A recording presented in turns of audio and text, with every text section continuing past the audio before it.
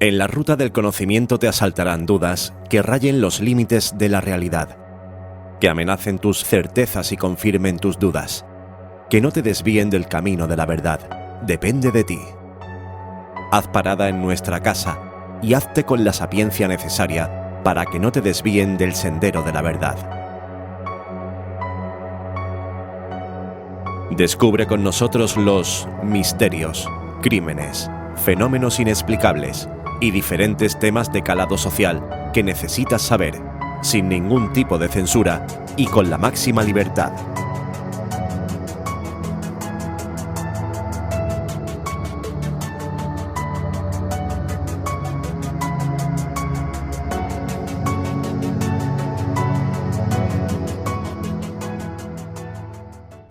Ahora comienza Parada de Postas con Manu Flores y Javier Sandalio.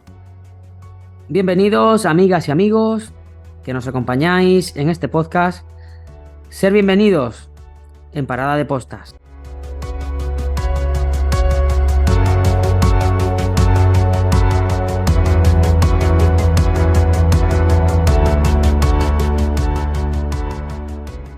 El ser humano nunca deja de sorprendernos por la capacidad que tiene de proyectar su odio, su rabia, su maldad, todo ese veneno que tiene su alma en las cosas más inesperadas. Las redes sociales, la televisión y alguna página de internet camuflada en foros nos muestran asesinatos, masacres, torturas y todo tipo de acciones de personas como tú y como yo en apariencia, pero ni como tú ni como yo en la forma de valorar la vida de los demás.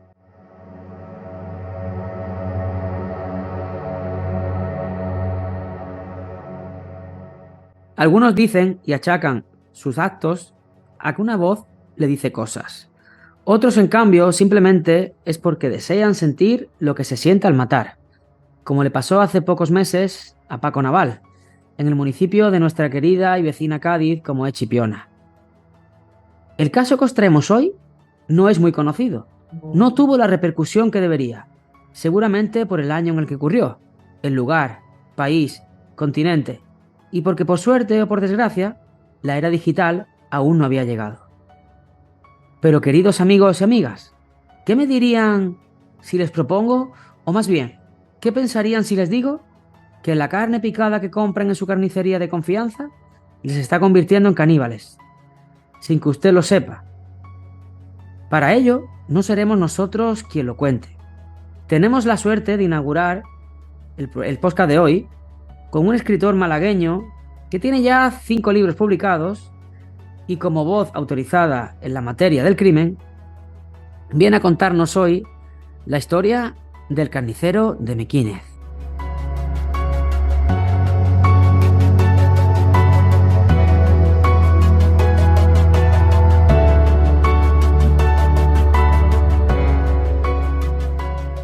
Pues vamos a dar la bienvenida a Salvador Valverde, que ya de antemano te digo que gracias por estar aquí y ser la persona que ha querido prestarse a parar con nosotros en nuestra parada de postas, en nuestra casa, y que a partir de hoy también te digo, tanto yo como Javier, que también es tu casa.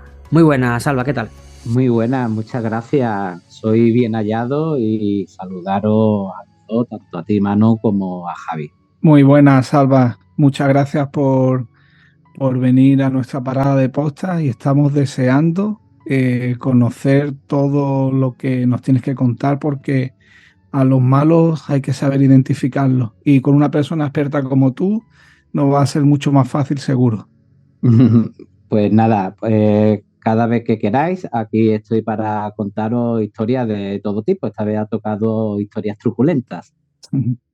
Perfecto, pues de hecho vas a ser, eres el primer podcast en el que vamos a tratar el tema del crimen, un asunto que, bueno, pues por desgracia existe y que nosotros queríamos traer al canal, y qué mejor que de tu mano después de haber leído tu libro Málaga Negra, sabiendo que somos 3 personas malagueñas que vivimos en Málaga y que no tenía yo constancia, Javi seguramente que tampoco, de que en Málaga habían pasado tantísimas cosas y otras que no han pasado en Málaga, que también cuentas en tu maravillosa novela, en tu maravilloso libro.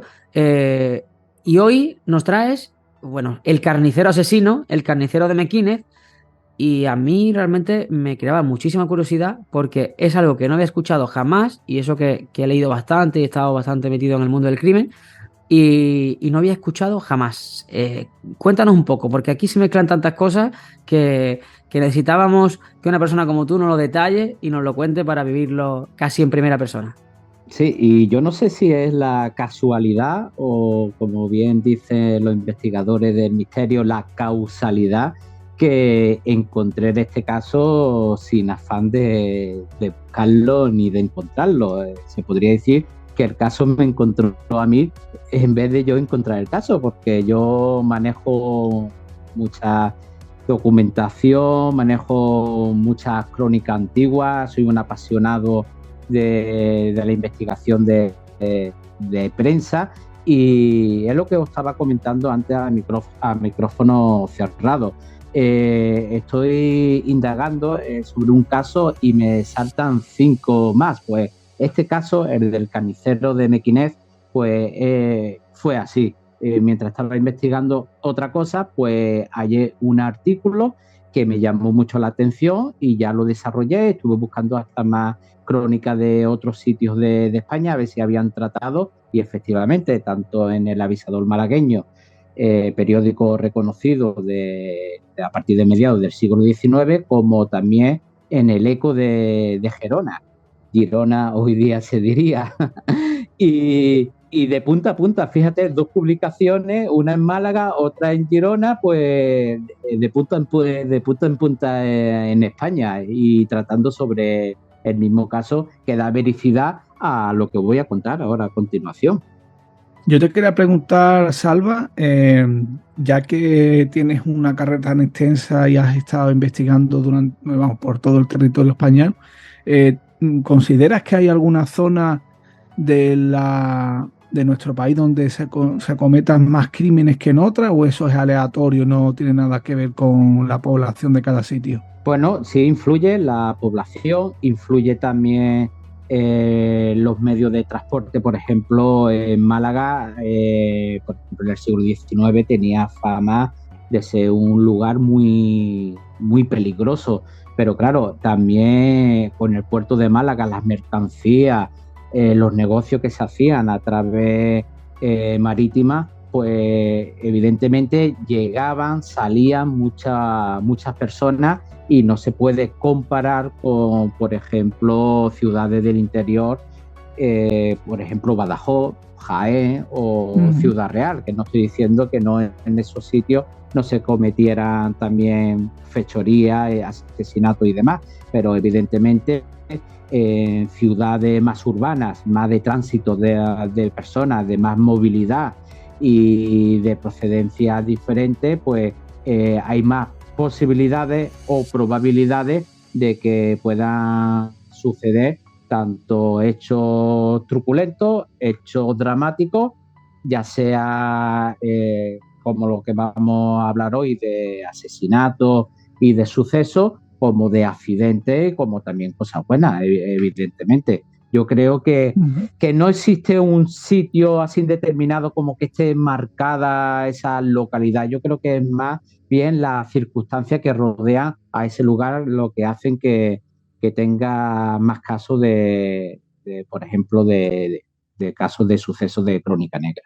Sí, son aspectos sociológicos más que de otro tipo, ¿no? Es lo que viene a ser al final lo que determina un poco la criminalidad de la zona. No tiene por qué ser ni la gente que vive allí, ni mucho menos.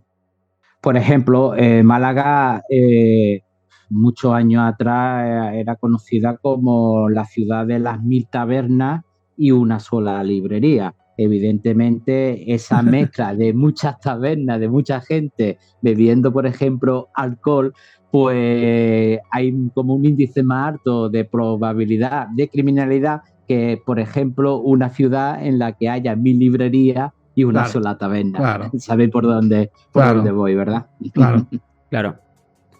El tema cultural, el tema social es algo que desde pequeño nos va marcando y es tan importante el entorno y el lugar donde te crías. Si en tu casa incluso hay libros y te crías en una casa donde está llena de libros y ves a tus padres de leer, por ejemplo, creo que también te va marcando bastante eh, esa cultura, ¿no? Y el despertarte ese gusanillo quizás por esas aventuras. Yo lo escuchaba en Pérez Reverte que lo hablaba, que él desde pequeño disfrutaba porque las historias que él leía se las hacía suyas. Él si leía cualquier libro de un fantasía, que un niño que iba, no sé, me lo invento, viajando por el mundo, pues él pensaba que ese niño era él. Y desde pequeño criarte y hacerte sentir que tienes esa libertad de poder decidir, pues cojo este libro porque voy a ser yo el protagonista, pues creo que todo lo que sea quitarte del mundo malo y del mundo negativo a cambio de un libro, creo que es la base al final de una educación. Salva, cuéntanos, Mequinez. Yo llevo diciéndole Mequinez no sé cuántas semanas, ¿vale? Y ahora me entero que es Mequinez, de una ciudad que no conocía, que no conocía. Cuéntanos ubicación, localización, cuéntanos un poco todo y arráncate porque estoy deseando. Es más, te voy a decir algo. Tengo tu libro Málaga Negra y que sepas que todo lo que vamos a hablar hoy aquí no he querido leerlo en el libro. Para nuestros queridos oyentes, lo que va a contar Salva hoy aquí, hay cosas que vienen en ese libro, por lo cual tenéis que comprarlo, Málaga Negra, de Salvador Valverde.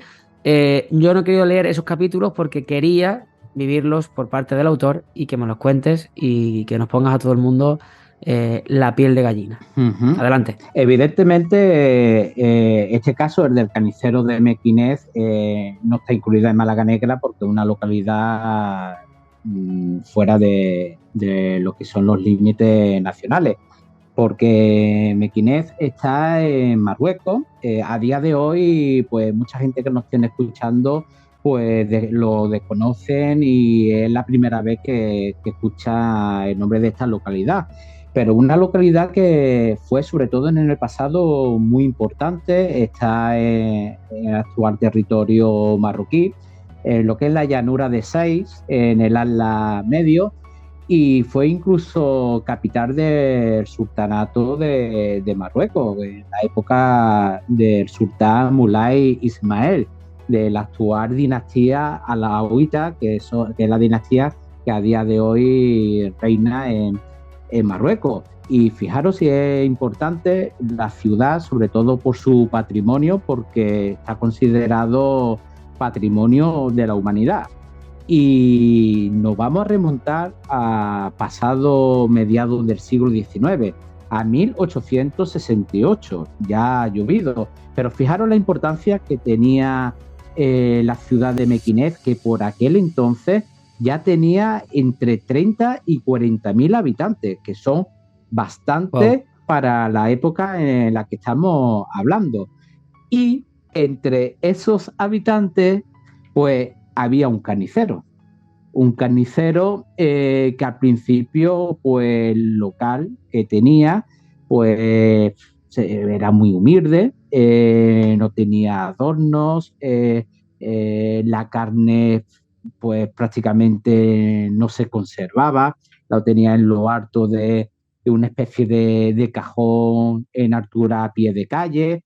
En fin, que yo creo que era más peligroso comer el género que tenía este carnicero que el hecho de pasar hambre, ¿no? Por las condiciones en las que lo tenía. Pero con el tiempo, pues fue ganando fama la carne. Decía todos los que compraban su carne, cuando pasaba el tiempo, decía que era una carne muy sabrosa. Se corrió la voz, es una carne muy tierna, y se corrió la voz, como estaba diciendo, y ahora la gente le empezó a dar por comprar en su carnicería, a pesar de la envidia de los demás compañeros del gremio. Tanto que incluso hizo dinero, estuvo en un local que lo reformó, incluso cuenta las crónicas que hasta estaba adornada con flores. Eso tiene que ser una cosa, pues algo excepcional para la época en la que estamos, y y emplear dinero para adornos en un local por aquel entonces y en la tierra en la que estamos hablando, pues es algo que se sale de la norma. Pues este hombre, este carnicero, hizo dinero, muy famosa la carne, y un día nos vamos al mes de septiembre de ese año de 1868. Tengo que decir que en el Avisador malagueño, donde he encontrado esta historia que se publicó sobre el tema, se publicó el 28 de septiembre, así que aproximadamente esto ocurrió, pues puede ser a principios de septiembre o en la segunda semana de este mes. Pues este hombre requirió los servicios de una prostituta que se la llevó a su casa. Y ahora, una vez dentro, pues se acordó supuestamente este hombre, este carnicero, que por cierto en las crónicas no dice ningún tipo de nombre, ha pasado al anonimato.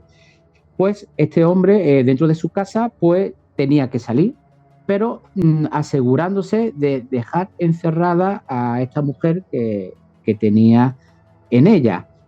Salió para afuera, no sabemos para qué, el pretexto fue que tenía un asunto que se le había olvidado y que tenía que resolverlo, pero esta mujer dentro de la casa estaba encerrada, en las ventanas, las puertas y demás, y no podía abrir nada.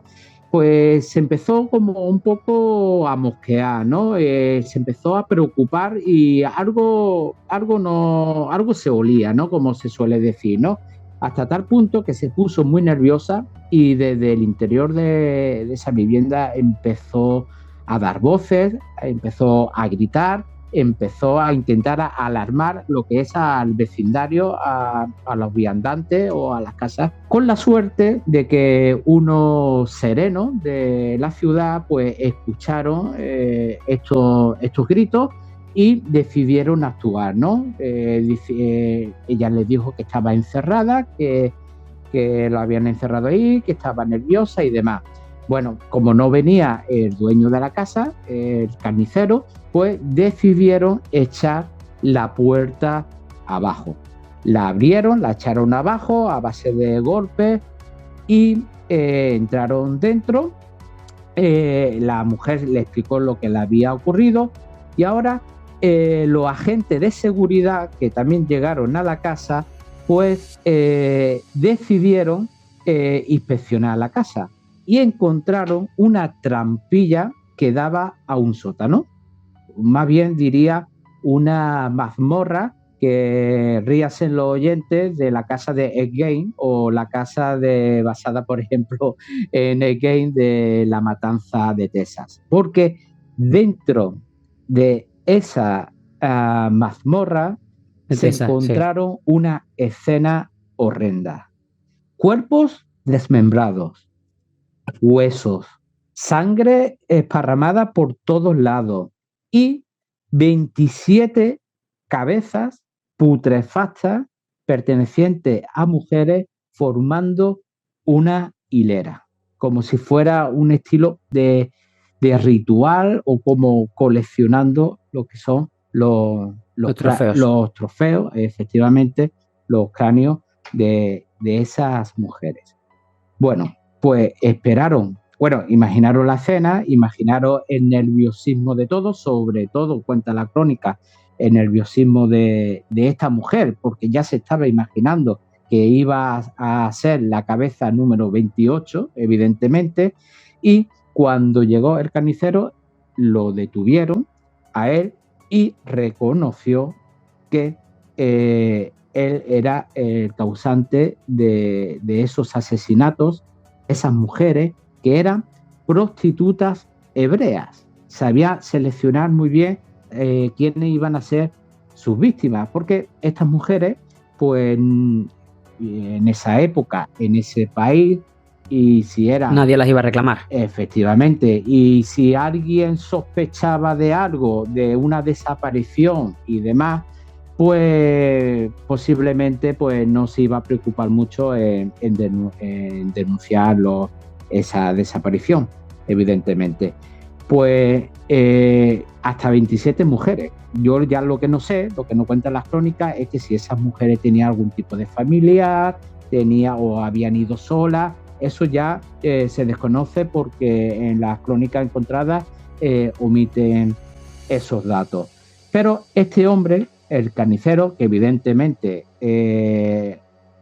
un asesino en serie atroz, que yo lo pondría en el top 5 de la historia por lo que se encontraron en su casa, pero lo llamativo es que, como he dicho al principio, empezó a tener mucha fama lo que es el género, el producto que vendía.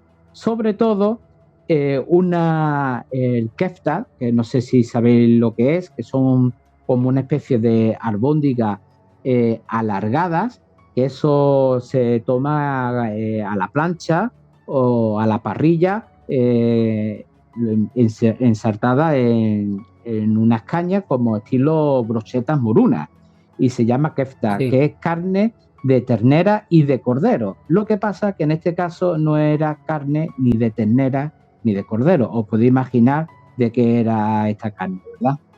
Sí. Qué miedo. Efectivamente. Pero precisamente siempre se ha escuchado, siempre se ha dicho que la carne humana es una carne muy sabrosa, ¿verdad? Sí.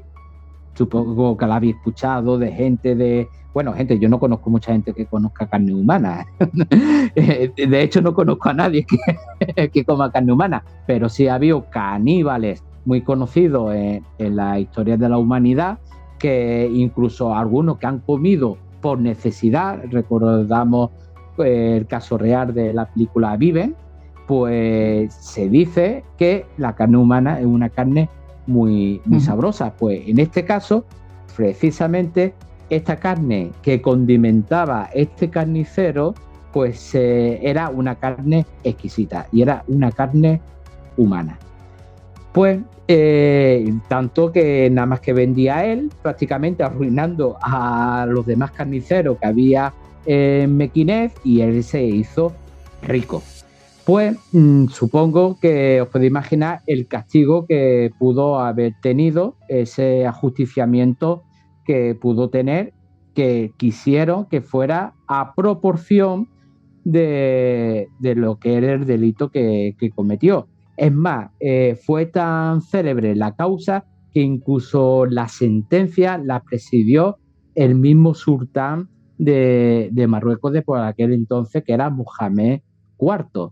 Pues el ajusticiamiento que tuvo fue ir paseando por las calles de Mequinez mientras que lo iban azotando, y al mismo tiempo le iban cortando cachos de carne de su cuerpo y se la iban echando a los perros.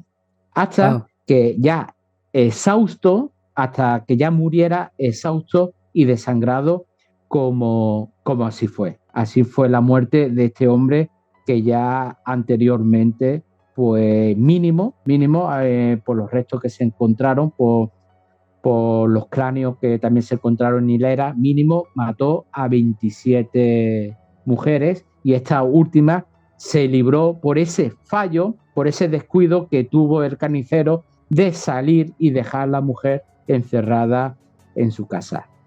Pero fijaros lo que es la historia, como a veces es muy cíclica, ¿no? y se repite. No sé si sabéis un caso que hubo en 2006, que fue también muy célebre, que llegó a la prensa y a los medios internacionales. En España llegó esta noticia en varios medios. En el año 2006, creo, si no me salen mal los cálculos, 138 años después, en la misma ciudad, en Mequinez, mataron 3 hermanos que eran carniceros, precisamente eran carniceros, y mataron a un abogado y a su esposa, que vivían en el mismo negocio, en el mismo edificio donde estaba el negocio, donde estaba esa carnicería. Lo mataron y adivina qué hicieron con su carne. Venderla también. Bueno, no sé si la vendieron, pero picarla sí la picaron. Madre mía. Hicieron carne picada con la carne del abogado y de su esposa. Y fue en la misma ciudad, en el año 2006, 138 años después de la historia esta tan horrenda que acabo de Increíble. contar. El edificio maldito, sin duda. Y te das cuenta como un investigador, escritor, como tú, Salva, en tu caso, un asesinato y un personaje como este. Yo antes de esta entrevista, lógicamente, he hecho el trabajo y he buscado los 10 asesinos en serie más mediáticos y no está, como bien has dicho. Está Ted Bundy, está John Wayne, Jack el Destripador, Charles Manson. Bueno, ahora con la serie de Netflix de Ted Bundy. Entonces, hay un montón, el asesino del Zodíaco, hay un montón de asesinos en serie que quizás hasta por el modus operandi han sido menos duros que el carnicero de Mequinet y sin embargo no ha tenido repercusión. Yo me enteré por ti, no tenía constancia de antes. Y cómo una cosa como esta está ahí escondida, como yo digo, ¿no? Que a veces está en la zona del sexo y vida, ¿no? Del periódico, está en la zona que nadie lee. Cuando es algo tan que tenemos tan cerca de España, por ejemplo, como en Marruecos, y algo tan macabro como una historia como esta. Pues, Manu, y yo estoy convencido de que a lo largo de la historia ha habido mucho más, e incluso más horrendo, de ese top 5 o top 10 que me estás comentando. Y ahora podemos decir, ¿y cómo que no se dan a conocer? Porque se tiene que dar una serie de circunstancias. Porque evidentemente a día de hoy el que comete un asesinato se va a enterar de aquí a Australia por el tema de la globalización y como está el tema de la tecnología y de las comunicaciones. Pero, por ejemplo, remontándonos a este caso, estamos hablando de 1868 y ya no únicamente que no había tantos medios como hay hoy día, sino que el 90%, me puedo equivocar 5% más y 5% más abajo, no sabía ni siquiera leer. Las tiradas de periódicos pues eran relativamente cortas para la población también muy inferior que había por aquel entonces.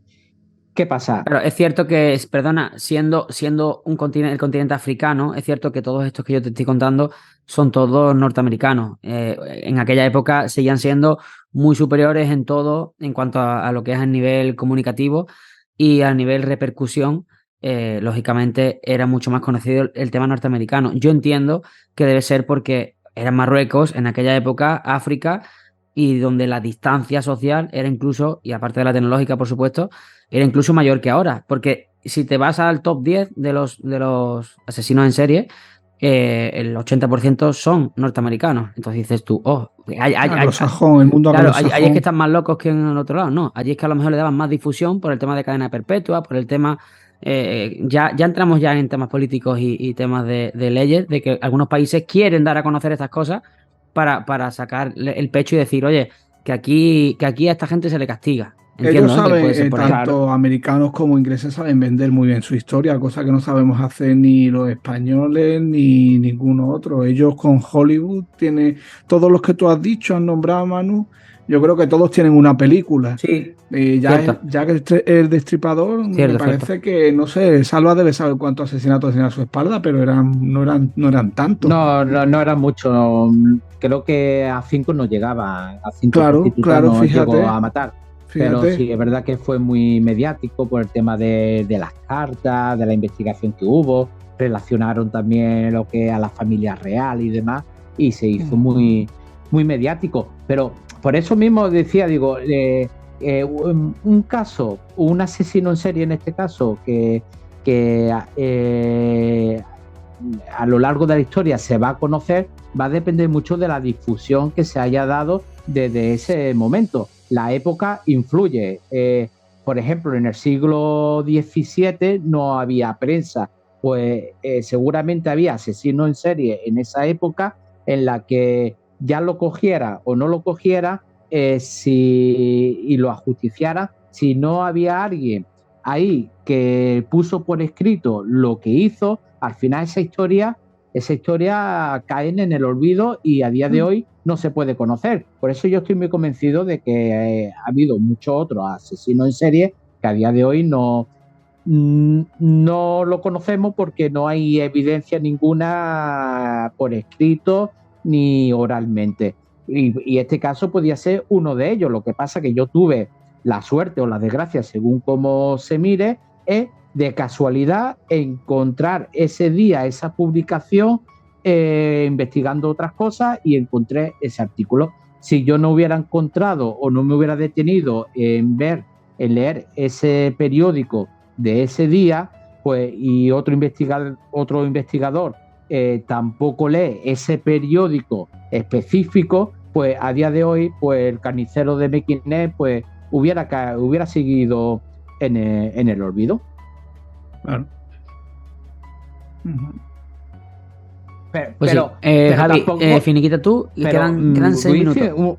una cosa, que no hace falta irse a Mequinez. En el Málaga Negra, por ejemplo, yo creo que en el libro son 96 capítulos y a día de hoy lectores de ese libro me dicen, incluso historiadores, gente muy conocida de Málaga, que no tenía ni idea de la mayoría de los casos que vienen en ese libro. Y estamos hablando de personas que su familia y su ascendente han sido de Málaga y de la provincia, que no hace falta irse muy lejos para que se descubra a día de hoy nuevos casos de asesinos, ya sea en serie o que han cometido un crimen que en su día ocupó portada y a día de hoy pues habían caído en el olvido también. Pues Salva, vamos a aprovechar que tenemos tu presencia hoy en este podcast y vamos a pedirte que te quedes un ratito más con nosotros y nos cuentes sobre todo historias que hayan ocurrido en Málaga, ya no porque sea de Málaga, sino porque es España, y creo que lo que decía Javi, ¿no?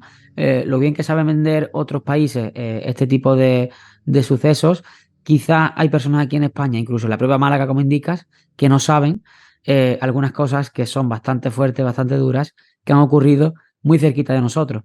Así que, si te parece, vamos a aprovechar ese tiempo tuyo y queremos que nos cuentes lo que tú quieras. Esta es tu casa, tienes el micro abierto y cuéntanos lo que quieras. Pues mira, precisamente muy poca gente sabe que en Málaga ha habido uno de los mayores asesinos en serie que ha matado en un espacio de tiempo muy corto. Creo que el récord está en 11 personas, pero el protagonista que os voy a contar ahora, en un intervalo de media hora, mató a 7 personas. Y esa historia, que sí la tengo recogida en el Málaga Negra, pues una historia que había caído totalmente en el olvido. Y pasó años después del caso que he contado antes del carnicero de Mequinez. Estamos hablando ya en el siglo XX. Estamos hablando en una ciudad como Málaga en el año 1902. Y este hombre, ultra rápido asesino en serie, se llamaba Antonio Calvente Guerrero, era natural del pueblo de Pujerra y tenía 27 años en el momento en el que sucedió lo que voy a narrar ahora mismo. Este hombre era guardia civil que aproximadamente un poco más de un año antes estaba en Jaén destinado, y ya le cambiaron el destino hacia la capital de la Costa del Sol, aquí en Málaga, ¿no? Desde octubre del año 1901.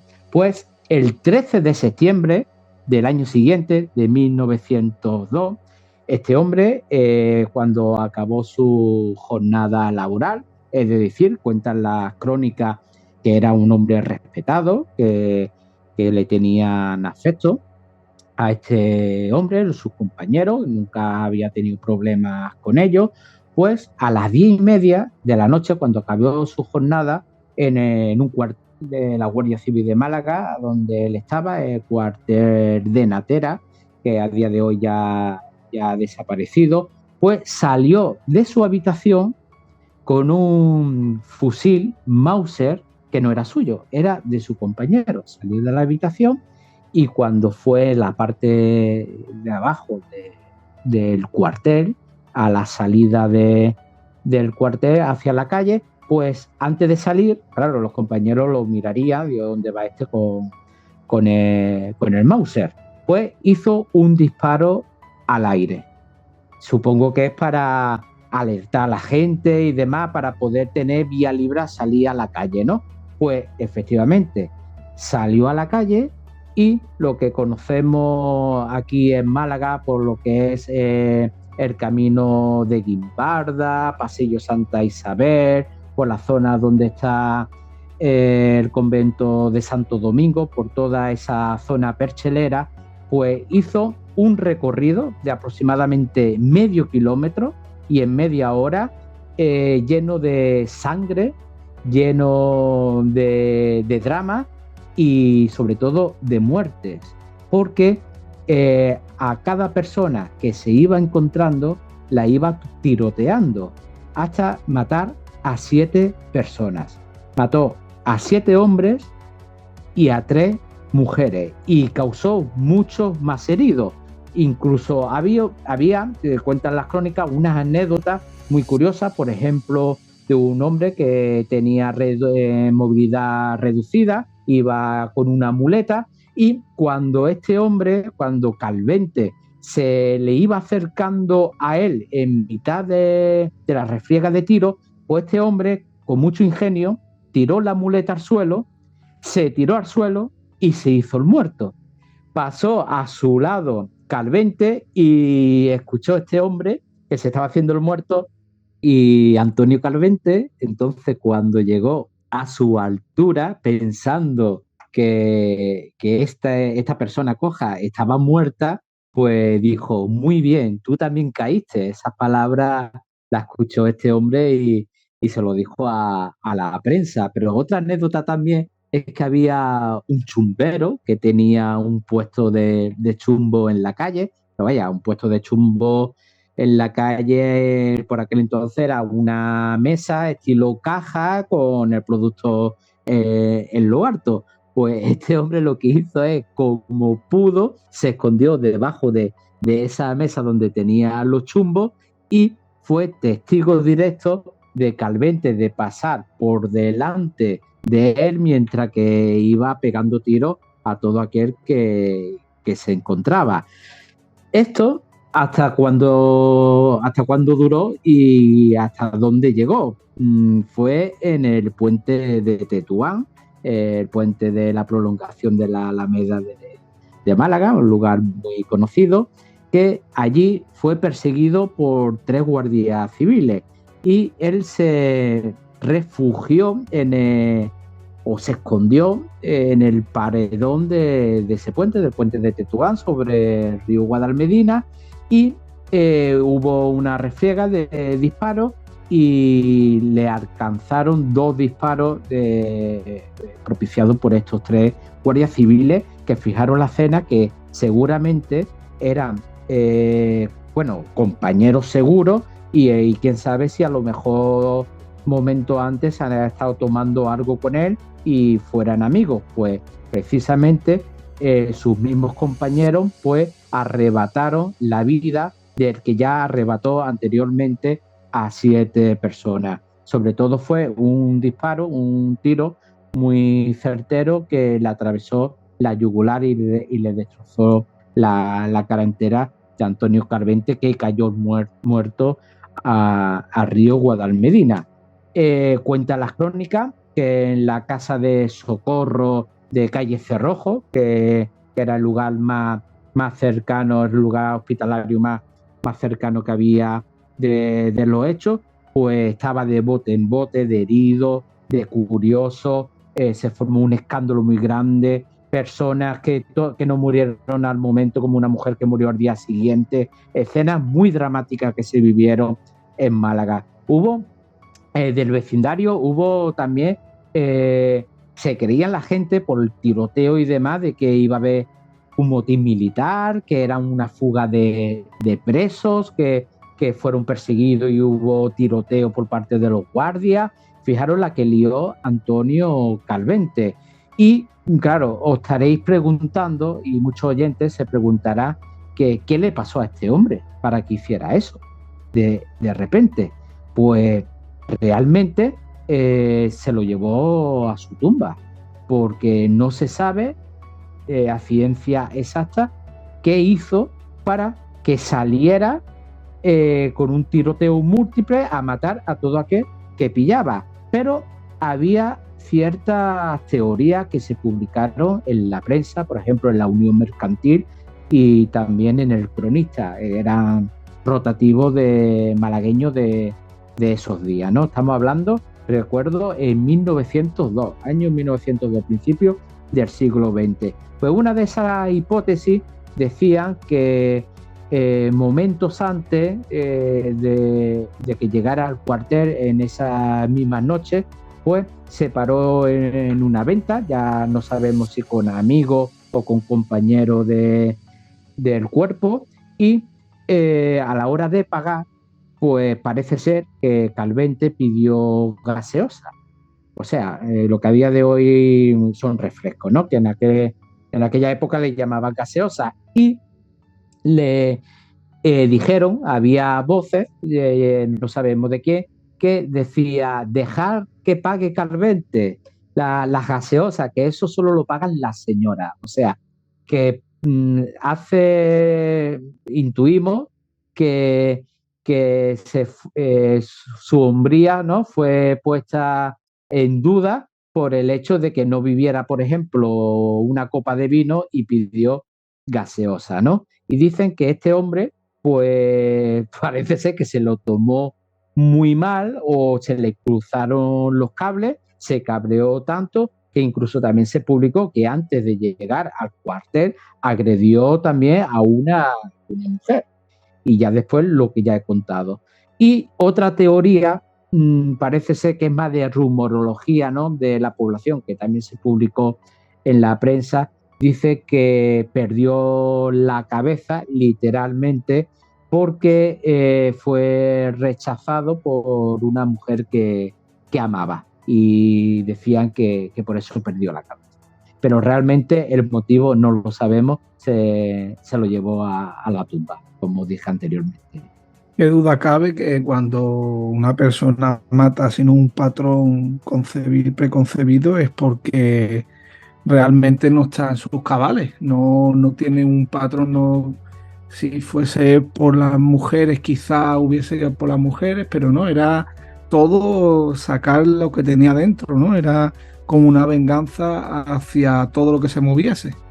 Hacia la sociedad, efectivamente, porque todo lo que andaba, todo tiroteaba, ya sea mujeres, niños, hombres, adultos, mayores, da igual. Se le cruzaron los cables y a todo aquel que se encontraba los tiroteaba. Pero es muy curioso porque parece ser que no tenía ningún tipo de antecedentes ni penales, ni de mala conducta, no tenía carácter agrio, y es lo que he dicho al principio de contar este caso, que incluso era respetado y era querido por los compañeros. Por sus propios compañeros que al final tuvieron que acabar con su vida, convirtiéndose este hombre en uno de los asesinos en serie más rápidos que ha habido en la historia de España. Y eso es una historia que rescatamos aquí. Agradezco también el podcast que hacéis tan fabuloso para rescatar esta historia y dar a conocer cosas que han caído en el olvido. En este caso, pues ha tocado un caso truculento, pero que fue muy impactante y ocupó portadas de prensa, ya no únicamente a nivel local, sino también a nivel nacional. Sí, sin duda se demuestra que personas que tengan armas en casa o que las armas formen parte de su día a día por su trabajo, seguimos viendo incluso a día de hoy. Es decir, esta historia que cuentas desde hace muchísimos años, pero a día de hoy, por desgracia, se siguen viendo. Hace poco aquí en la zona de Vélez Málaga, por un problema de de lindes, un cazador le pega un tiro a otro.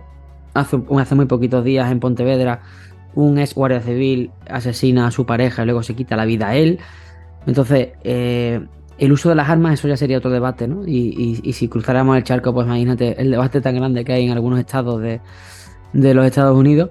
El tema de tener armas en casa, tener esa licencia de armas, te da ese poder y te da esa valentía de que tengas o no algún clip en la cabeza que te hace, bueno, pues asesinar y matar. Creo que es parte fundamental de toda esta historia que esas personas tengan armas. No es lo mismo irte, lógicamente, con un arma de fuego a la calle que irte con un cuchillo a dar cortes. Entonces, hasta qué punto entonces estaríamos entrando ya también en que incluso en esa época era aún más peligroso el que cualquier persona llevara armas, cuando no sabemos incluso si para entrar en la Guardia Civil, policía, etcétera, en aquella época lo desconozco, qué tipo de controles psicológicos pasaban las personas. Bueno, yo creo que por aquel entonces no tenían esos controles como hay hoy día, ¿eh? Pienso yo, pero vaya, es un dato que realmente desconozco. Es cierto que algún tipo de prueba debían de tener, por ejemplo, eh, en una localidad como Málaga, hablo un poco no de información, sino de opinión. Pienso yo que mínimo a lo mejor tenía que tener un mínimo de instrucción esa persona por el tema de lectura, de escribir y demás, ¿no?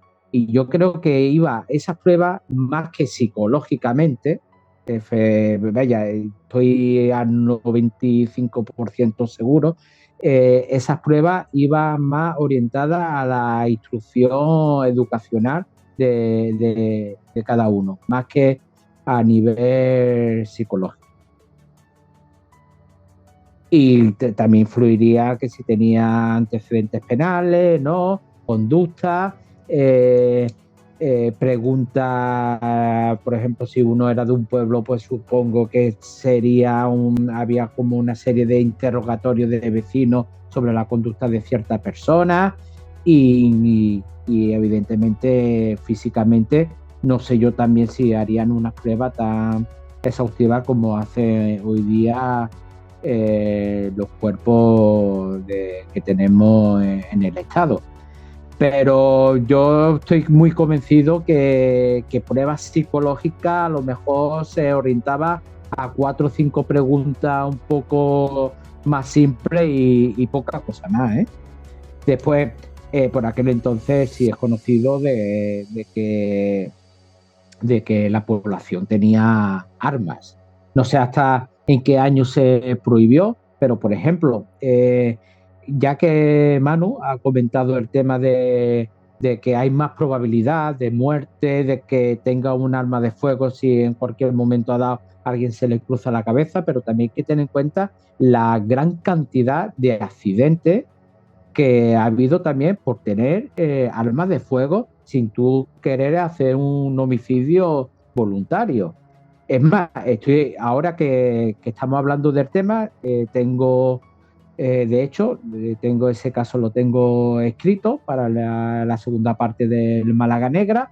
Fue el puente de Tetuán, que lo he nombrado antes, que precisamente, no sé si muchos malagueños sabrán que el puente de Tetuán se llama así porque en el momento que se estaba construyendo, en el año 1860, en esos momentos se tomó Tetuán en la batalla tan famosa que conquistó la plaza España, y por eso se llama el puente de Tetuán. Pues en las celebraciones, cuando llegó la noticia a Málaga de que se había tomado Tetuán, pues en un corralón del Percher, Málaga, que si no recuerdo mal se llama el Corralón de Bustamante, pues en aquella época era muy normal, como hoy día tiran cohetes cuando, por ejemplo, un club de fútbol sube a primera división o gana un título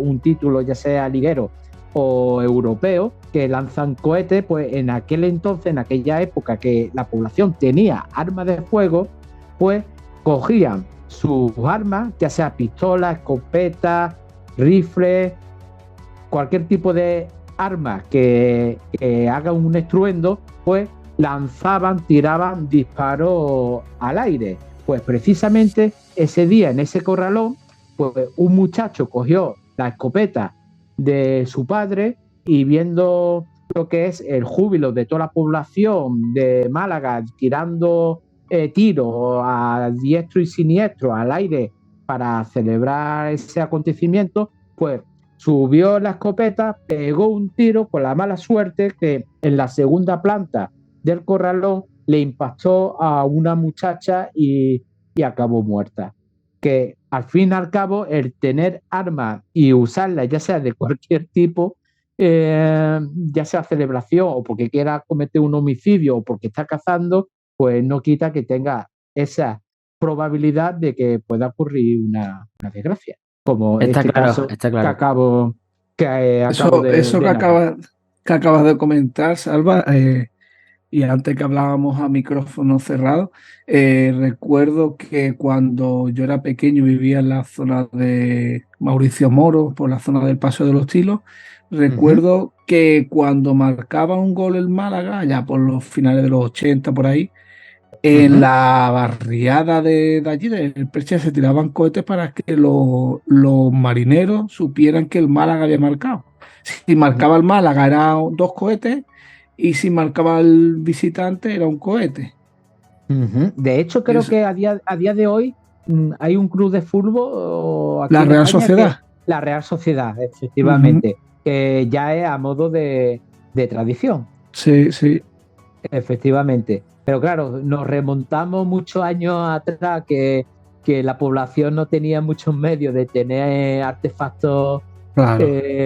pirotécnicos, ¿no? Pues tenía armas que casi toda la familia tenía un arma, pues cogía y pegaban disparos al aire a modo de celebración. Y yo tengo Hoy en día ya es por ayudar a la industria de la pólvora. Vamos a pensar que es eso, porque ya con las redes sociales no haría falta que las redes sociales lo hicieran, pero hay que seguir ayudando. Pero mira, yo tengo archivado muchas crónicas de accidentes, de muerte y otras que al final no acabaron en muerte, de armas de fuego, por ejemplo, de personas de tener un arma apoyado en la barbilla y sin querer apretar el gatillo y pegarse un tiro. Pues de eso me he encontrado muchas crónicas de que ha ocurrido. Fíjate. Y de guardias civiles o de otro cuerpo que está en servicio, pues exactamente igual, pero al quedarse dormido, a lo mejor están rendidos de sueño y demás por las guardias que hace, se quedan dormidos, aprietan el gatillo y se pegan un tiro. Pues tengo muchas crónicas relacionadas con lo mismo. Pues Salva, nos has traído muchísimas cosas que no sabíamos y nos has contado esta Málaga negra y esta Málaga misteriosa en cuanto a crímenes que desconocía yo por lo menos totalmente. Nos queda poco tiempo, cuéntanos, creo que nos va a dar tiempo a que nos cuente, aunque sea una más, cuéntanos la que más te guste, de las que te quedan. Mira, aunque sea muy brevemente y si pudieras desarrollarla más adelante, porque yo tengo carreta, la habéis comprobado, ¿no? Me gusta. Nos encanta. Narrar las cosas muy detenidamente. Pues hay un caso que se mezcla lo que puede ser la criminología con el misterio, porque en Vélez, Málaga, en el año 1915, una casa que llevaba medio año deshabitada, ¿no? Porque no encontraba inquilino, el anterior murió, pues el dueño de esa casa no encontraba a un nuevo inquilino para que la ocupara. Pero medio año después de que muriera el anterior inquilino, pues entró un hombre y justo cuentan las crónicas que he encontrado que cuando entró en la casa, pues había muchas personas de los alrededores de esa casa, del vecindario, pues personas curiosas que rumoreaban, había habladuría de que en esa casa habitaban espantos. Cuando se hablaba de espanto en aquella época, es que lo que es el término de espíritu y de fantasma no eran habituales. Cuando nos referimos a esos tipos de fenómenos, le llamaban espantos, ¿no? Sí, sí, cierto, cierto. Aún todavía quedan por ahí masías de los espantos, se conocen. Pues efectivamente, Manu. Pues claro, y decían que nadie quería ocupar esa casa por eso mismo, pero hubo un hombre, Francisco Aparicio, que la ocupó la casa, inquilino por alquiler, y decidió hacer una reforma en la casa para acomodarse él como bien quisiera, ¿no? Pues en el patio empezó que estaba empedrado, pero se ve que estaba anteriormente, pero ese empedrado estaba retirado, ¿no? Pues había unos casquetes que le estorbaban a él para hacer la reforma y empezó a excavar en el patio, para no tirarlo fuera, para tenerlo ya ahí hundidos, ¿no? Pues al excavar, pues se encontró un hueso que parecía humano, un fémur, ¿no? Pues este hombre ya se extrañó y un hueso aquí, pues voy a ir al juzgado, voy a denunciar lo que he encontrado, vaya a ser que esta casa que he ocupado, vaya a ser que hay algo truculento detrás de ella y le pidan a él reclamación de cualquier tipo. Pues cuando lo denunció al juzgado, pues se ordenó que hubiera una excavación en el patio. Pues no solamente se encontró más huesos, sino que se encontraron 10 esqueletos enterrados en el patio de esa casa que fue conocida como la Casa de los Cadáveres. Pues estaban a muy poca altura, mejor dicho, la superficie estaba a muy poca altura de la profundidad en la que estaban estos cuerpos, aproximadamente a medio metro. Tenían los cráneos machacados, estaban enterrados de lado, no en plan fosa común, sino para ocupar poco espacio cada uno, sin ropa. Bueno. Y claro, llamó mucho la atención que aparecieran esos muertos. Hubo un estudio forense que determinó ese estudio de que estaban enterrados entre 12 y 15 años y tenían síntomas de violencia, ¿no? Como lo que he dicho antes de los cráneos rotos, espinas dorsales quebradas, y etcétera, ¿no? Pues claro, la investigación se centró en el antiguo inquilino que había de la casa, que había allí, que era Francisco Bermúdez y tenía 2 apodos. Uno era San Alejo y el otro apellido, que parece que le va bien para el caso este, le llamaba también el asesino. Fijaros. Pues este hombre pues tenía una reputación de jugador de cartas, de vida nocturna, no se le conocía trabajo, incluso había un guardia civil que sospechaba de él y dice que muchas noches pegaba a la puerta, muchos días, preguntando, diciendo, San Alejo, ¿estás ahí? Como en plan de advertencia, ¿no? Como diciendo, yo te estoy vigilando, ¿no? Incluso con él vivió una mujer que lo dejó por la mala vida que llevaba y otra mujer del pueblo de Canilla Cituno, ¿no? Tuvo también una relación con él, tuvieron un hijo un hijo de ambos, que él, San Alejo, la maltrataba a él, tanto a él como a su hijo, y declaró eso, que era un jugador de cartas, que era de carácter agresivo y que lo dejó porque no lo aguantaba más y se fue con su hijo 10 años antes de que San Alejo muriera allí. O sea, esta mujer dijo también que en el patio, cuando ella se fue, el empedrado estaba.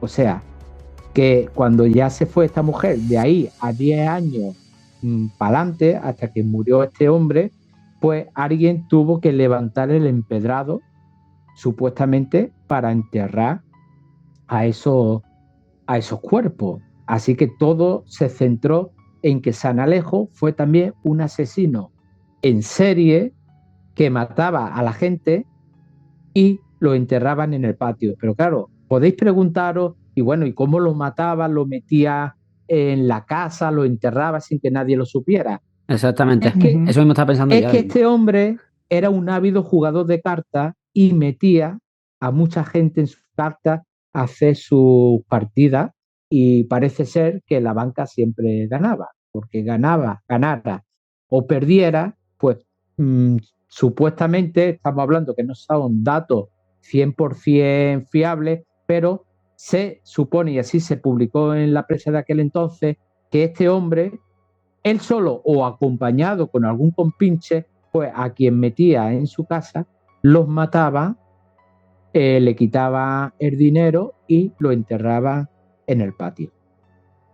Aquí, perdona, aquí las hipótesis pueden ser perfectamente de algún tipo de veneno, que la copa, que alcohol, típico de las timbas de cartas de póker, y podía ser perfectamente un veneno que fuese indoloro y que al final, bueno, pues siempre ganaba la banca perfectamente. Bueno, en los estudios forenses ponía que los cuerpos tenían síntomas de brutalidad, ¿no? Síntomas de huesos partidos, cráneos, de golpe y demás. Parece ser que utilizó más la fuerza bruta que la fuerza sutil, ¿no? En este caso. Pero también hay que decir que hubo otra hipótesis, ¿no? Porque antiguamente, cuando había desgracias tipo epidemia, pandemia, incluso en época de guerra, pues los cementerios se quedaban pequeños y a los cuerpos incluso se enterraban lo que era en patios de casa, se enterraban lo que a extrarradios de esas localidades que después a lo mejor se urbanizaban, se construían viviendas y lo que es zona de patio seguían esos cuerpos ahí enterrados, y hubo hipótesis de que podían ser soldados franceses de cuando la guerra de la independencia. Se habló también de cadáveres de la epidemia de la fiebre amarilla de 1804, del cólera de 1885, pero esa hipótesis no cuadraba porque, como he dicho anteriormente, en el estudio forense indicaba que esos cuerpos tenían alrededor de entre 12 y 15 años enterrados allí. Y estamos hablando de pandemia que fue mucho más anterior a cuando ocurrió estos hechos, este descubrimiento, que fue en 1915. De hecho, la Unión Mercantil, que era el periódico más conocido de aquel entonces, lo tenía muy claro, ¿no? Sus reporteros y demás, y dijeron que o era San Alejo, él solo o con más compinches, jugadores de cartas que los mataba y los sepultaban ahí en el patio, porque sabían que mientras que él vivía ahí nadie iba a entrar en la casa y nadie iba a escarbar en la casa para encontrar esos cuerpos. Uh-huh. Así que yo me quedo de todo lo que ha dicho Salva hasta ahora. Me quedo con una cosa que es un factor común en los tres casos que nos ha contado y que me sorprende y me llama mucho la atención, en que todos eran personas que eran reputadas dentro de la sociedad. Uno era un carnicero que tenía una carnicería de las que más vendía, el otro era un guardia civil amigo de sus compañeros, y ahora este último un reputado jugador de cartas. Quiere decir que te la estás jugando y no sabes quién tiene al lado, porque no dan señales, ¿eh? Estamos hablando de tres personas que estaban integradas en la sociedad, que eran aceptadas, eran reconocidas, pero si te daban la vuelta te mataban. Entonces, fíjate que nos podemos cruzar por la calle con cualquiera de estos tipos y no te dan ni cuenta. Yo siempre lo he pensado, siempre he dicho, el típico vecino que tienes que te saluda todos los días, que tal, bueno, si esto lo escucha algún vecino va a pensar que estoy hablando de él, pero no es el caso, ¿eh? Lo hablo a nivel general. La típica persona que te cuentas todos los días, que te saluda, tan normal, y dices tú, esa persona en su cabeza, el cerebro, que es otro mundo, que ya haremos algún podcast con algún psiquiatra para que nos cuente el maravilloso mundo de la mente. ¿Qué pasa por esas cabezas? Estás jugando una partida de cartas y estás es sabiendo que va a ser tu última partida. Es decir, no sabes que es tu última partida de cartas, pero la otra persona sí lo sabe, que va a ser la última. O sea, ¿con qué frialdad te sientas a jugar a un subastado con una persona que está jugando con tu vida y que tiene la facilidad de, encima, hacerlo por la fuerza bruta, como decía, como decían las autopsias? Sin duda, nos has traído cosas muy interesantes, Salva. Estas novelas negras que encima las tenemos aquí tan cerquita. ¿No? Nos estás hablando de Vélez Málaga, de Canillo de Aceituno, nos estás hablando del Perchel, del Puente de Tetuán. O sea, no sé si mucha gente de Málaga va a saber estas cosas. Te iba a dar paso ahora para que publicitaras tu libro, porque este podcast ya sabes que lo va a escuchar muchísimas personas amantes del mundo del misterio, del mundo de la criminología, de la historia, y creo que eres una persona ideal y que ya no solamente el Málaga Negra, sino cualquier otra publicación y libro que tengas, que son 5, creo que ahora es el momento para que lo puedas comunicar aquí. Muchas gracias, Manu. No, yo únicamente decir que soy un apasionado de la historia, especialmente de la historia local de Málaga, y mayormente me centro en mis investigaciones en la ciudad que me vio nacer. Y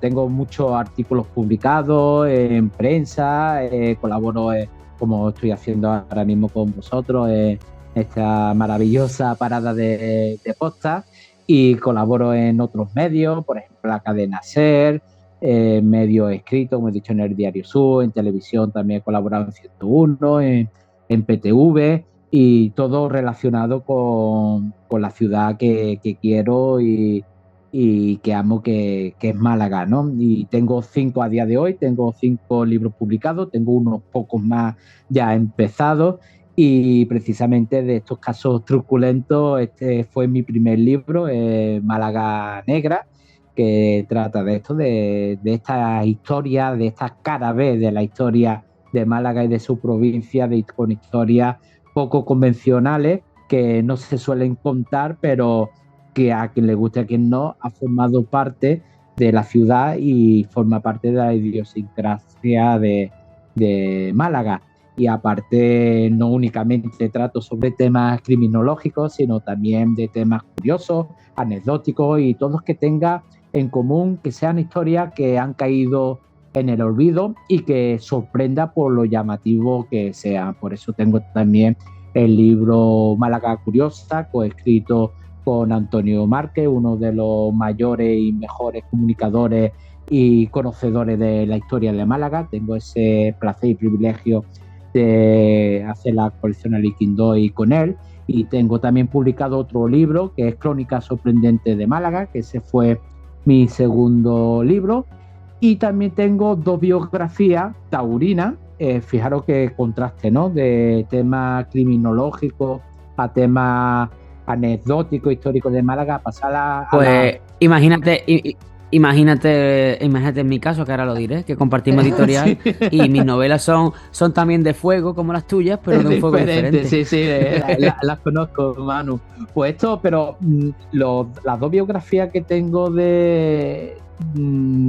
relacionado con la tauromaquia también tienen relación con Málaga, porque una es la de Manuel Báez Litri, que falleció aquí en Málaga a consecuencia de una corrida muy famosa el 11 de febrero de 1926 de la saga Litri. Mucha gente ni conocían de que había un Litri que murió en Málaga, y eso llamó mucho la atención. Hice primeramente un documental sobre esa corrida, sobre su cogida y su posterior muerte, y me apasionó tanto el personaje que hice su biografía. Y esta otra os va a interesar porque es de Rafael Gómez Braille. No sé si os suena Braille. Lo digo porque a este hombre se le relacionó con el crimen del Martinete. No, Un niño que lo mataron, desconozco.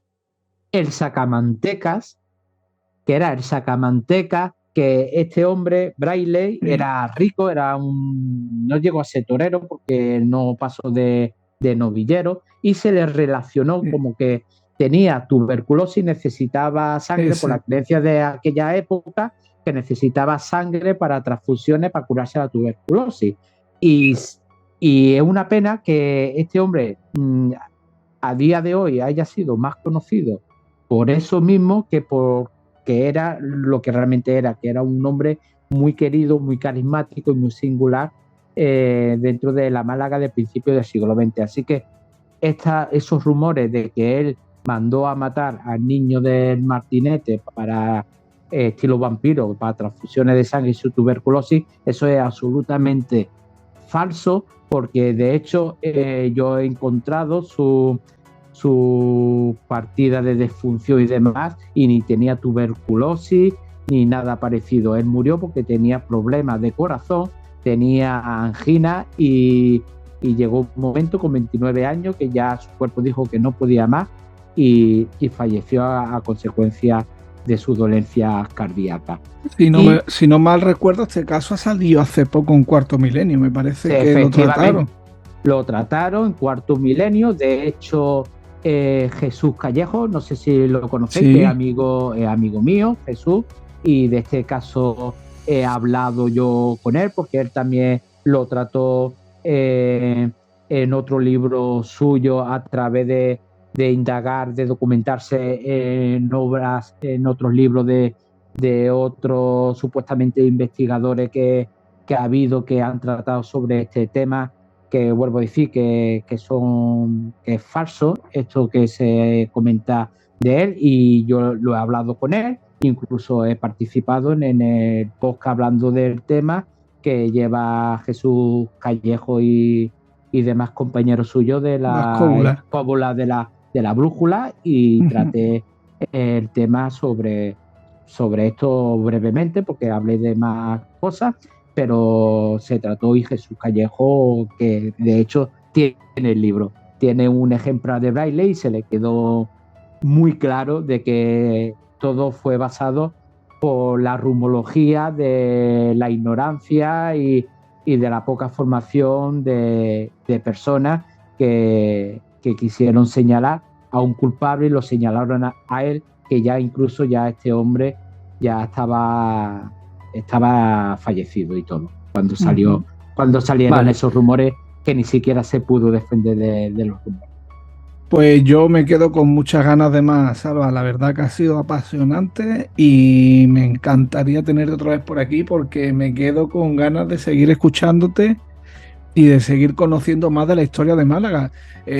Ahora cuando vayamos por el Paseo de Santa Isabel o por el Puente de Tetuán, indudablemente nos vamos a acordar de lo que nos has contado y cómo no, por las que quedan por contar. Yo te doy muchísimas gracias y lo dicho, investigadores van quedando poquito, por desgracia. Nos hacen falta salvas para rato. Muchas gracias por nos amenizado mucho la noche, la verdad, y lo dicho, te espero por aquí pronto y de cabeza voy a buscar el libro, pero mañana mismo, vamos. Pues muchas gracias, y reconocer vuestra labor de dar voz a personas como yo, apasionados por la historia, que no viven de ello. Además, si hace un cómputo dinero, tiempo, el balance sale negativo. No, está claro.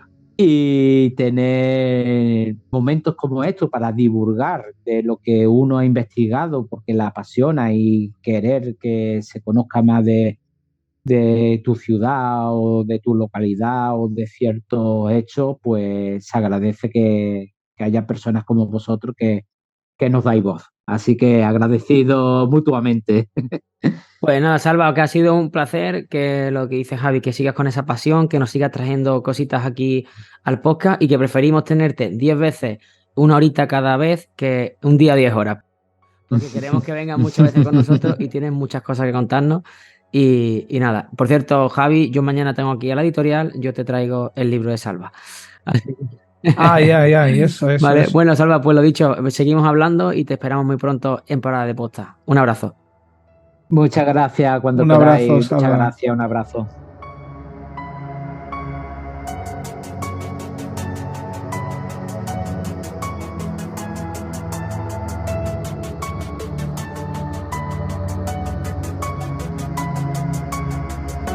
Parada de Postas con Manu Flores y Javier Sandalio.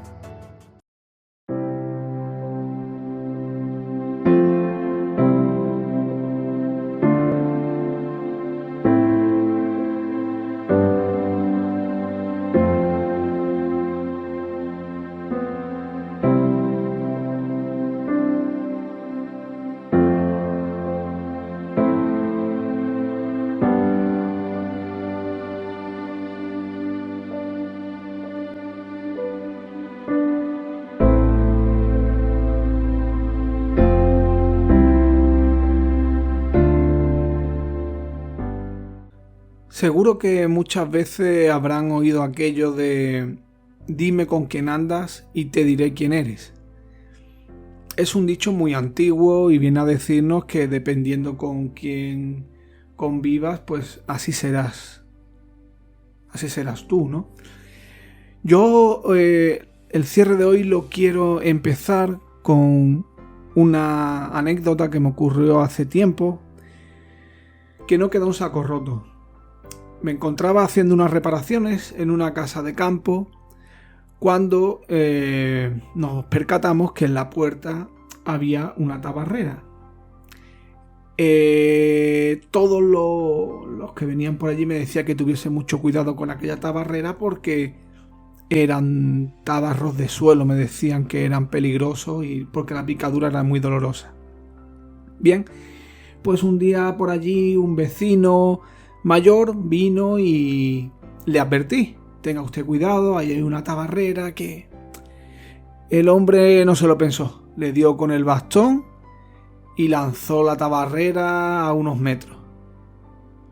Todos me habían dicho que o echaba mucho insecticida, o quemaba la tabarrera, o iba por la noche, pero que no se me ocurriera acercarme. El peligro desapareció y el señor continuó allí. Al rato apareció una persona joven de la zona y un poco se mofó de que el hombre daba mucho la lata y tal. Pero yo me quedé pensando, digo, este hombre realmente me acaba de dar una lección de vida que hay que apreciar. Y es que aunque la persona que tengamos enfrente nuestra sea de un perfil cultural inferior al nuestro, no quiere decir que por sapiencia de vida o sapiencia sepa menos que nosotros. Ese hombre me acaba de dar una lección que yo ya tenía en mente de hacía mucho tiempo. Pero miren, al poco tiempo en una plataforma de pago pude ver un vídeo o un documental de un entrenador de baloncesto que en su vestuario, un entrenador de baloncesto de la NBA, en su vestuario tenía implantado un término sudafricano que es Ubuntu. Ubuntu, a resumidas cuentas, es soy lo que soy por pertenecer a lo que pertenezco. Es decir, soy como soy por los comportamientos y por la forma de ser de las personas que tengo alrededor. No solamente en carácter, sino también en el día a día, ayudándose uno a otro, teniendo respeto por los demás. Pero bueno, no es donde me quiero centrar en el término, ¿no? Lo que me venía a decir esto es que necesito conocer el mal por personas que hay alrededor mía, que se portan mal, y yo ese comportamiento lo tengo que identificar como malo y no aceptarlo. Tengo que aceptar los comportamientos positivos, las actitudes positivas de quienes me rodean. La verdad que el término es precioso. Entonces, ahí pensé, digo, vaya, pues sí que el dicho ese de que dime quién eres y te diré cómo eres, pues es muy cierto, ¿no? Y no solamente aquí en España o en Occidente, sino que en Sudáfrica tienen ese término tan bonito como Ubuntu. Pues ahora que está tan de moda los avances tecnológicos, hay una nueva corriente filosófica que es el transhumanismo. o poshumanismo. No es lo mismo, pero bueno, al fin y al cabo viene a decirnos cosas similares, ¿verdad? Con el transhumanismo lo que se nos vienen a decir es que la tecnología que nos rodea nos va a formar nuestra forma de ser y nuestras capacidades físicas. Vamos encaminados a no tener enfermedades, a tener miembros biónicos, brazos, piernas que nos hagan nunca desfallecer, de tener una fuerza enorme. Incluso en Neuralink, empresa de Elon Musk, pues están estudiando que el ser humano sea inmortal. Vale, si nosotros vamos a eliminar de la ecuación la socialización humana por una supuesta socialización con las máquinas, ¿qué tipo de personas se supone que seremos en un futuro? ¿Es positivo? ¿Creéis que es positivo? Hace unos años escuché un estudio tras la pandemia, pasaron unos cuantos meses, y decían que las personas preferían comprar la comida en el restaurante y llevársela a casa para comer solos tranquilamente sin que nadie le molestase.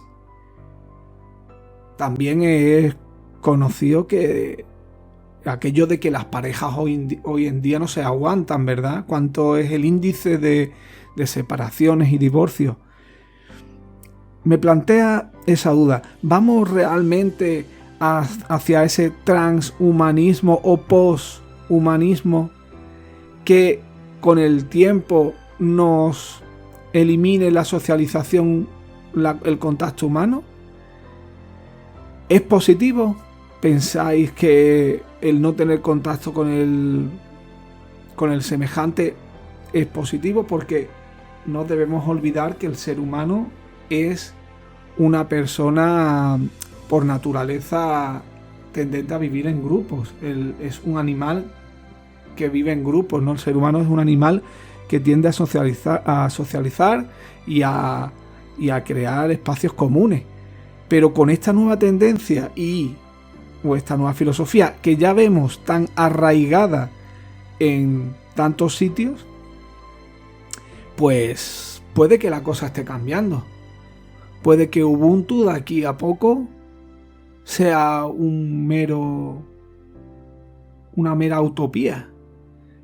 ¿Creen que eso podría llegar a pasar? En nuestro clima mediterráneo la socialización evidentemente es mucho más fácil, o nos damos más a socializar, pero ¿y en otras zonas donde no es así? ¿Puede ser que ya el transhumanismo esté implantado? Se me viene a la cabeza rápidamente el ejemplo de Japón, ¿verdad? Donde tan famosos son los casos de estas personas que se tiran días enteros jugando a videojuegos o interactuando por internet. No, como siempre hemos dicho, no queremos decir que estemos en posesión de la verdad, ni mucho menos. No queremos decir que este transhumanismo sea negativo. A mi modo de ver, creo que no es del todo positivo. Pero bueno, ahí les dejamos que nuestros queridos oyentes seáis los que penséis si verdaderamente vamos encaminados a eso o simplemente es una falacia más de las tantas que hay por ahí, ¿verdad? Sin más, os deseo que sean felices, un fuerte abrazo y nos vemos en el próximo programa de nuestra parada de postas.